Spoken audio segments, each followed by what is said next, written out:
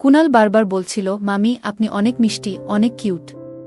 আমি মজা করে বললাম, তাহলে পাশের বাড়ির মেয়েদের নিয়ে ভাবছ কেন? আমার মধ্যে কি খুদ দেখলে? কুনাল একটু হেসে বলল, মামি আপনি এসব কি বলছেন? আপনার মাথা তো ঠিক আছে। তাই বুঝি। তাহলে আজ সকালে যখন আমি প্রীতমকে খাওয়াচ্ছিলাম তখন তুমি কি করছিলে? আর যখন আমি ফ্লোরে কিছু তুলছিলাম তখন? আমার এত কথা শুনে কুনালের মুখ হা হয়ে গেল। সে লজ্জা পেয়ে বলল, সরি মামি। আমি আর তাকে কিছু বলার সুযোগ দিলাম না। আমি তাকে আমার ঘরে নিয়ে গেলাম। আমার নাম পূজা।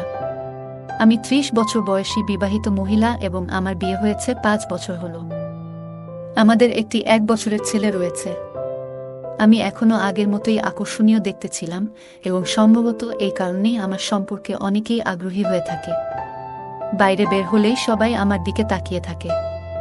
আমার ভাগনা কুনালের সাথেও এমনই কিছু ঘটে যায়। যদিও আমি তাকে বুঝিয়েছিলাম যে এটি সঠিক নয় এবং এটি জানাজানি হলে সমস্যা হতে পারে, তবুও সে থামেনি। ফলে পরিস্থিতির চাপে আমাকেই শেষমেশ তার কথা মানতে হয়। এরপর 1 মাস ধরে আমাদের মধ্যে যা ঘটে তা নিয়ে আরও কিছু কথা বলবো এই গল্পে। আমি এক বাচ্চার মা হলেও আমি আমার শরীরের অনেক যত্ন নিতাম। তাই এখন সবাই বলে আমি নাকি আগের থেকেও অনেক সুন্দর আর আকর্ষণীয় হয়েছি। আমি শহরে থাকার কারণে আমি সব সময় ছোট পোশাক আর জিন্স পরতে ভালোবাসতাম। তারপরেও আমার স্বামী আমাকে তেমন সময় দিতেন না। তাই আমি নিজেকে ভীষণ একাকী মনে করতাম। বন্ধুরা, আজকের গল্পটা অনেক বেশি স্পেশাল। আশা করছি তোমাদের ভালো লাগবে। গল্পগুলো ভালো লাগলে ভিডিওটি লাইক, শেয়ার এবং চ্যানেলটি সাবস্ক্রাইব করো প্লিজ। আমাদের শহরে একটি কাপড়ের দোকান রয়েছে, তাই আমি এবং আমার স্বামী রমেশ 2 বছর আগে গ্রাম ছেড়ে শহরে এসে বসবাস শুরু করেছি। এদিকে এইবার আমার ভাগনা কুনাল আমাদের বাড়িতে ছুটি কাটাতে এসেছে। সে 10ম শ্রেণীতে পড়ে। স্কুল থেকে 1 মাসের ছুটি পেয়ে এবার সে আমাদের কাছে এসে মজা করে কিছু সময় কাটানোর সিদ্ধান্ত নেয়। কুনাল যখন আমাদের বাড়িতে আসার জন্য বাসস্টপে পৌঁছায় তখন আমি নিজেই তাকে আনতে যাই, কারণ আমার স্বামী রমেশ সব সময়ের মতো দোকানে ব্যস্ত ছিল। বাসস্টপে যাওয়ার সময় আমি জিন্স আর টি শার্ট পরেছিলাম, যা কুনালের নজর কেড়ে নেয়। তখন আমাকে দেখতে অনেক সুন্দর লাগছিল। আমি মাঝে মাঝে একটু অন্যরকম পোশাক পরে নিই, যেমন জিন্স আর টি শার্ট, আর আমার স্বামী রমেশ এতে কিছু বলেন না। আমি কি পরলাম না পরলাম আমার স্বামীর কোনো যায় আসতো না। সেদিন কুনাল বাসস্টপে আমার জন্য অপেক্ষা করছিল। এখন আমি আপনাদের কুনাল সম্পর্কে কিছু বলি। সে আমার ভাগনা। সে গ্রামে থাকে। দূর থেকে আমি কুনালকে ডেকে উঠলাম, কিন্তু আমাকে জিন্স পোশাকে দেখে সে প্রথমে চিনতে পারেনি এবং এদিক সেদিক তাকাতে লাগল। আমি যখন তাকে হাত দিয়ে ইশারা করলাম তখন সে আমার কাছে এসে পৌঁছায় এবং প্রথমেই আমার পায়ে ছোঁয়। আমি তাকে আশীর্বাদ দিয়ে বললাম, আরও কত করবে কুনাল? আমি তো এতটাও বুড়ি নেই। কুনাল হাসতে হাসতে বলে, না মামি, আপনি তো এখনও 18 বছরের মতোই দেখাচ্ছেন। আমি তো আপনাকে চিনতেই পারিনি। যদি আপনি সিঁদুর না পরতেন কেউ বলতেই পারত না যে আপনি একজন বাচ্চার মা। তার কথা শুনে আমি হেসে বললাম, যাও, এবার অনেক হয়েছে, আর মিথ্যা বলো না। তোমার মামা তো সবসময় বলে যে আমার মধ্যে আগের সেই উজ্জ্বলতা আর নেই। তখন কুনাল বলে উঠল, সত্যিই বলছি মামি, আপনি অনেক কিউট দেখাচ্ছেন। মনে হচ্ছে আগের থেকে অনেক সুন্দর লাগছেন। কুনালের মুখ থেকে নিজের প্রশংসা শুনে আমি একটু খুশিই হচ্ছিলাম, কারণ রমেশ আমার স্বামী তো কখনো আমার প্রশংসা করে না। কাজ সেরে বাড়ি ফেরার সময় সারাটা পথ কুনাল আমার সাথে কথায় মশগুল ছিল। কুনালের আমার হাত ধরে রেখেছিল এবং আমি বললাম, তুমি তো আর ছোট নও যে হারিয়ে যাবে। তখন কুনাল মজা করে বলল, কি হয়েছে মামি? হাত ধরলে কি আপনার হাত ময়লা হয়ে যাবে নাকি? কুনালের উচ্চতা আমার থেকে সামান্য কম ছিল, আর আমি সেদিন শাড়ি পরিনি, তাই একটু অস্বস্তি হচ্ছিল। বাড়িতে পৌঁছানোর পর কুনাল গোসল সেরে নিল। আমি তার জন্য চা এবং কিছু নাশতা তৈরি করে দিলাম। তারপর আমরা একসঙ্গে বসে চা খেলাম। এই সময় আমি কুনালের কাছে তার মা ও পরিবারের সবার খোঁজ খবর নিলাম এবং রমেশকেও ফোন করে জানিয়ে দিলাম যে কুনাল এসে গেছে। আমার ছেলে প্রীতম, যাকে আমরা আদর করে খুব প্রীতম বলে ডাকি, তখনও ঘুমাচ্ছিল। গল্প করতে করতে আমি মজা করে কুনালকে জিজ্ঞেস করলাম, এই যে, কোনো গার্লফ্রেন্ড বানিয়েছ নাকি এখনও সিঙ্গেল ঘুরছ? আমার মুখে এমন প্রশ্ন শুনে কুনাল একটু লজ্জা পেল। আমি হাসতে হাসতে বললাম, আর বলেও ফেলো। এত লজ্জা পাচ্ছ কেন? আমি তো আর তোমার মাকে কিছু বলবো না। তখন কুণাল একটু হেসে বলল, আসলে মামি, একটা মেয়ে আছে, কিন্তু আমি এখনো কিছু বলিনি। আমি আবার মজা করে বললাম, ওহ, তাহলে এখনো কিছু বলেনি? কুণাল মজা করে বলল, মামি, কথা তো দূরের কথা।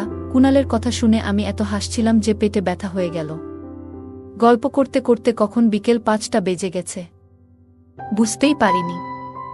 এদিকে আমার ছেলে প্রীতম ঘুম থেকে উঠে গেছে, তাই কুণাল তার সাথে খেলতে শুরু করল, আর আমি বাড়ির কাজকর্মে ব্যস্ত হয়ে গেলাম। কিছুক্ষণ পর কুণাল প্রীতমকে নিয়ে আমার কাছে এলো, কারণ সে কাঁদছিল। কুণাল বলল, মামি, অনেকক্ষণ ধরে সে শান্ত হচ্ছে না, আপনি একটু সামলান। আমি বুঝলাম হয়তো ও ক্ষুধার্ত, কারণ দুপুরেও তাকে খাওয়ানো হয়নি, তাই আমি রান্নাঘরে গিয়ে প্রীতমকে খাওয়াতে শুরু করলাম। এ সময় দেখলাম কুণাল আমার দিকে তাকিয়ে আছে, আর আমি চোখ ফেরাতেই সে সরে গেল। আমি বুঝতে পারছিলাম তার মনের মধ্যে কিছু চলছে। আমি মৃদু হেসে বললাম, কি হয়েছে কুণাল? এতে লজ্জা পাওয়ার কি আছে? এরপর আমি তাকে বললাম, প্রীতমকে বিছানায় শুইয়ে দাও, এখন অনেকক্ষণ ঘুমাবে। তারপর আমি সবার জন্য রাতের খাবার তৈরি করতে ব্যস্ত হয়ে পড়লাম।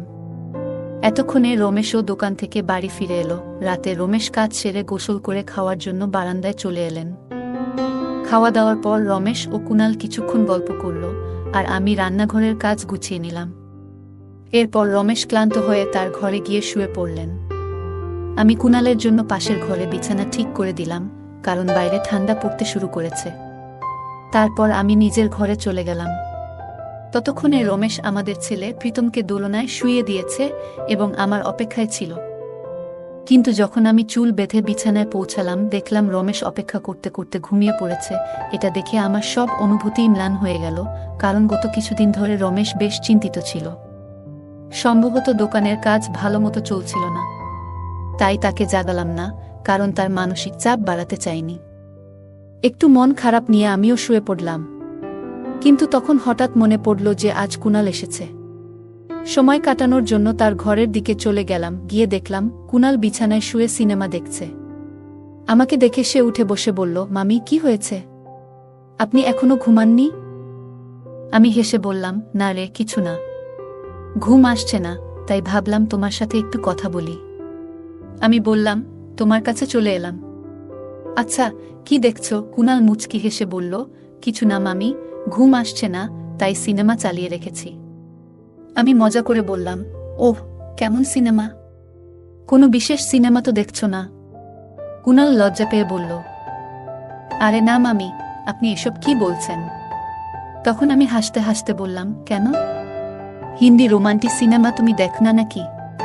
কুণাল বলল, হ্যাঁ, মাঝে মাঝে দেখি। এরপর কুণালও মজা করে জানতে চাইল, মামি, আপনি কি দেখেন? আমি হেসে বললাম, আরে হ্যাঁ, আমি তো তোমার মতোই মাঝে মাঝে দেখি। কুণাল হাসতে হাসতে বলল, আপনি এত মজার মজার কথা বলেন মামি, ইচ্ছা করে আপনার সাথে সারা রাত গল্প করি। আমি হেসে বললাম, 1 মাস থাকলে দেখবে আমার কথা শুনতে শুনতে তোমারও বিরক্ত লাগবে, যেমন তোমার মামার হয়। তখন কুণাল একটু অবাক করে বলল, মামি, যদি কিছু মনে না করেন, একটা কথা বলবো। আমি বললাম, বলো কুণাল, আমি কেন কিছু মনে করব? কুণাল বলল, মামি, যদি আপনার আশেপাশে আমার বয়সী কোনো মিষ্টি মেয়ে থাকে, তাহলে আমার সাথে একটু আলাপ করিয়ে দেবেন। তাহলে আমার ছুটিগুলোও ভালো কাটবে। আমি একটু মজা করে বললাম, ওহ, ভালো তো। এতই সহজ ভাবছ তুমি? কুণাল বারবার বলছিল, মামি, আপনি অনেক মিষ্টি, অনেক কিউট। আমি মজা করে বললাম, তাহলে পাশের বাড়ির মেয়েদের নিয়ে ভাবছ কেন? আমার মধ্যে কি খুদ দেখলে? কুণাল একটু হেসে বলল, মামি, আপনি এসব কি বলছেন? আপনার মাথা তো ঠিক আছে, তাই তো? আমি মুখ গোমড়া করে বললাম, এটা কি বললে? কি মনে করছো আমি কিছু বুঝি না? আজ সকালে যখন আমি প্রীতমকে খাওয়াচ্ছিলাম, তখন তুমি কি করছিলে? আর যখন আমি ফ্লোরে কিছু তুলছিলাম তখন? আমার এত কথা শুনে কুণালের মুখ হা হয়ে গেল। সে লজ্জা পেয়ে বলল, সরি মামি, আমি তো মজাক করছিলাম। আমি হেসে বললাম, আরে সরি বলার কিছু নেই। তোমরা ছেলেরা ঠিক এই রকমই। আগে গম্ভীর হয়ে কথা বলো, তারপর সরি বলে আমাদেরই অপ্রস্তুত করে দাও। তখন কুণাল আমাকে খুশি করতে বলল, মামি, আপনি রেগে গেলে আরো সুন্দর লাগে। আমি একটু মজা করে বললাম, ওটা না, এখন অনেক হয়েছে। এবার ঘুমাতে যাও, আমাকেও সকালে উঠতে হবে। যখন আমি বের হচ্ছিলাম কুনাল আমার হাত ধরে বলল, মামি আমরা তো এখন বন্ধু, কবে আবার আপনার সাথে গল্প করতে পারবো? আমি হেসে বললাম, এত সহজে নয়, সময় হলে দেখা যাবে। তারপর হাসতে হাসতে নিজের ঘরে চলে এলাম। সকালে আমি একটু দেরি করে উঠলাম। ততক্ষণে রমেশ আমার স্বামী বাইরে থেকে হাঁটাহাঁটি করে ফিরেছে এবং কুনালকেও নিয়ে এসেছে। কুনালের চোখে তখনও ঘুমের ভাব ছিল। আমি রমেশকে বললাম, কুনালের এত সকাল সকাল ঘুম ভাঙালে কেন? দেখছ, ওর চোখ এখনো লাল। রমেশ মুচকি হেসে বলল, আরে ছেলেরা সব ঠিক আছে, একটু মজাই তো করছিলাম। রমেশ বললেন, কিছু হবে না পূজা, ধীরে ধীরে অভ্যাস হয়ে যাবে, বলে চা খেতে বসলেন। ততক্ষণে প্রীতমও ঘুম থেকে উঠে গেছে, তাই আমি তাকে খাওয়াতে শুরু করলাম। এরপর রমেশ বলল, পূজা তুমি তাড়াতাড়ি আমাদের জন্য দুপুরের খাবারটা বানিয়ে দাও। আজ কুনালকে দোকানে নিয়ে যাব, সেও একটু দোকান দেখে আসুক। রমেশের মুখে কুনালকে সাথে নিয়ে যাওয়ার কথা শুনে আমার সব আনন্দ মাটি হয়ে গেল। আমি বললাম, এত তাড়াহুড়ো কেন? কালই তো এসেছে, ওকে একটু বিশ্রাম নিতে দাও। রমেশ বলল, এভাবে ঘরে বসে থাকলে ও বোর হয়ে যাবে, দোকানে গেলে মনও ভালো থাকবে। আমি একটু রেগে বললাম, তাহলে আমার কি হবে? আমি তো প্রতিদিনই ঘরে বোর হই। ভেবেছিলাম কুনাল এসেছে, একটু ভালো সময় কাটবে, আর এখন তুমিই ওকে নিয়ে যাচ্ছ। তুমি চলে যাওয়ার পর বাড়িতে কথা বলার মতো কেউ থাকে না। আমার কথাগুলো শোনার পর রমেশ মুচকি হেসে আমার গাল টেনে বলল, আচ্ছা ঠিক আছে, নেব না তাহলে, এখন আর রাগ করো না। তবে সত্যি বলছি, তোমাকে রেগে গেলে আরও সুন্দর দেখায়। আমি মুখ ভার করে বললাম, এত বাড়িয়ে বাড়িয়ে প্রশংসা করতে হবে না। যদি সত্যিই নিয়ে যেতে মনস্থির করেছ, তাহলে নিয়ে যাও, আর বলবে না যে আমি কিছু শুনি না। তারপর আমি দুজনের জন্য খাবার প্যাক করে দিলাম, আর তারা দোকানের দিকে রওনা হলো। সন্ধ্যায় রমেশ ফিরে এসে সোজা স্নান করতে গেলেন, আর কুনাল এসে ঢুকল রান্নাঘরে, যেখানে আমি রুটি বানাচ্ছিলাম। এসেই সে আমার কাঁধে মাথা রেখে বলল, মামি আজ তো আপনাকে ছাড়াই সারা দিন মন বসেনি। আমি হাসি চেপে বললাম, হ্যাঁ জানি, তবে আগে বলো তো আমার জন্য কিছু আনছো কি?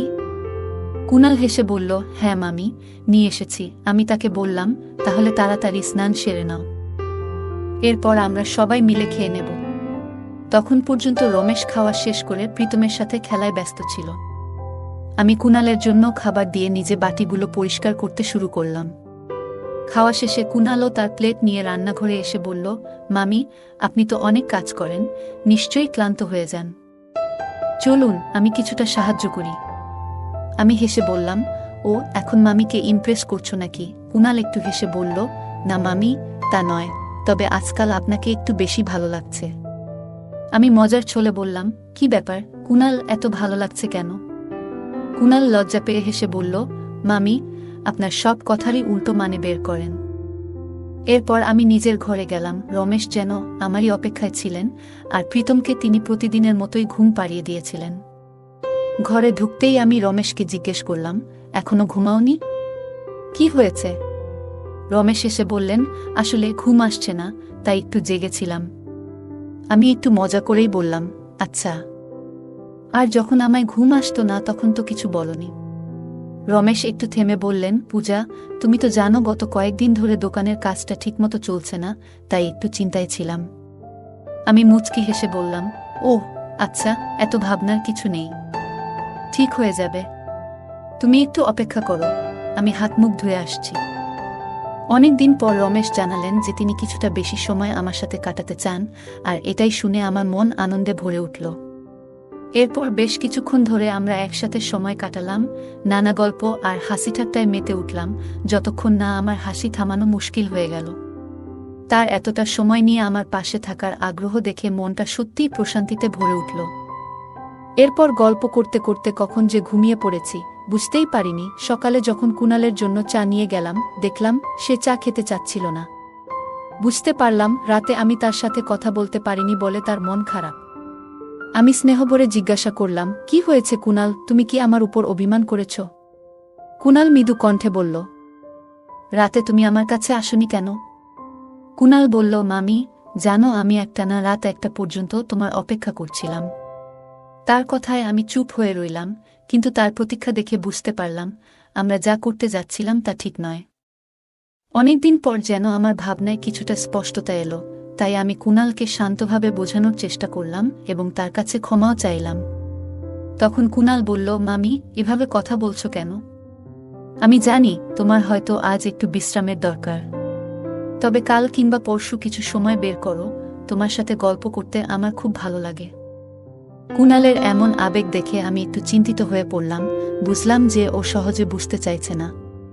ঠিক সেই সময় রমেশ ডাক দিয়ে বলল, পূজা, শিগগিরই খাবারটা গুছিয়ে দাও, আজ আমাকে তাড়াতাড়ি বের হতে হবে। আমি রান্নাঘরে গেলাম, রমেশের জন্য খাবার প্যাক করলাম। রমেশ বের হওয়ার সময় আমি বললাম, আজও কুণালকে তোমার সাথে নিয়ে যাও, যাতে ও একটু বাইরে ঘুরে আসে। জানতাম বাড়িতে থাকলে ও আমাকে একা থাকতে দেবে না। তবে রমেশ একটু অবাক হয়ে বললেন, কালও তো তুমি বললে ওকে বাড়িতে থাকতে দাও, আর আজ সাথে নিয়ে যাওয়ার কথা বলছো। ও তো দোকানে মনও বসাতে পারছে না। এটা বলেই রমেশ চলে গেলেন।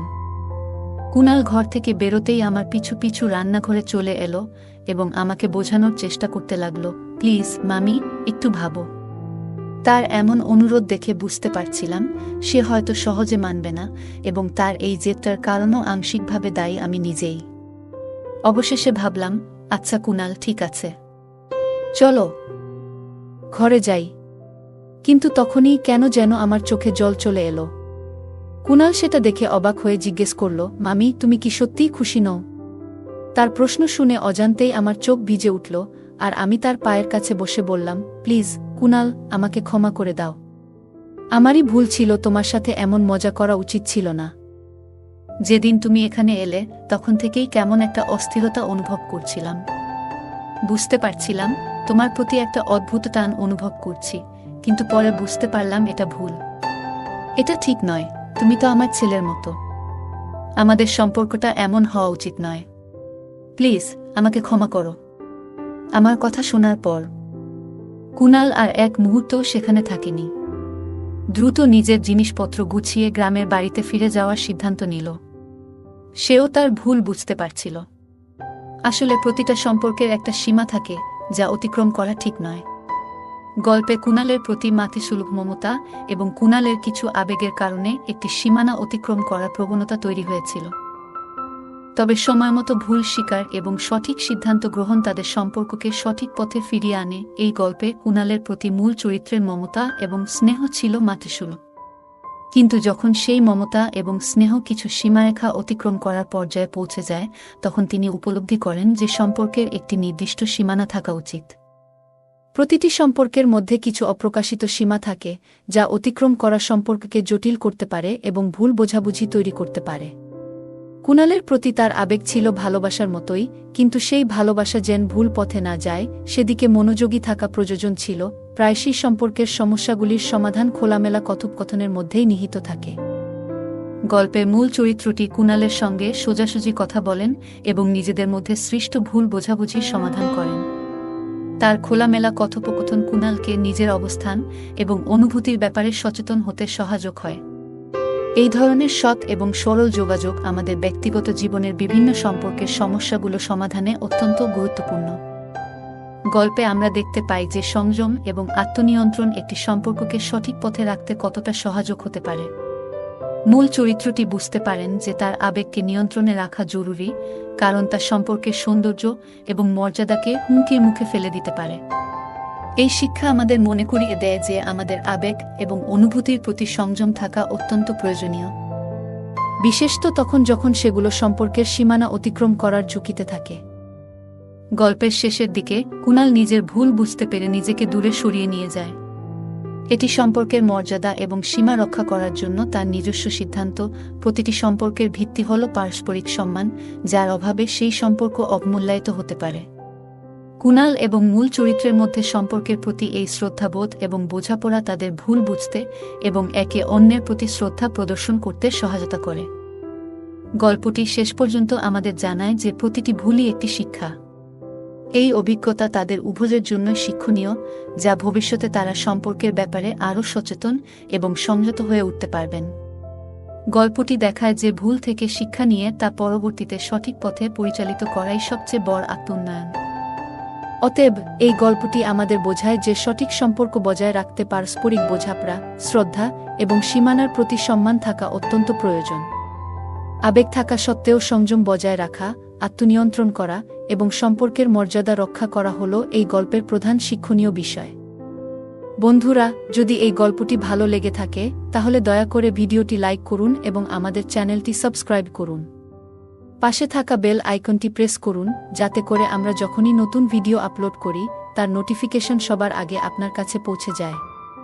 ধন্যবাদ, দেখা হবে আমাদের পরবর্তী ভিডিওতে।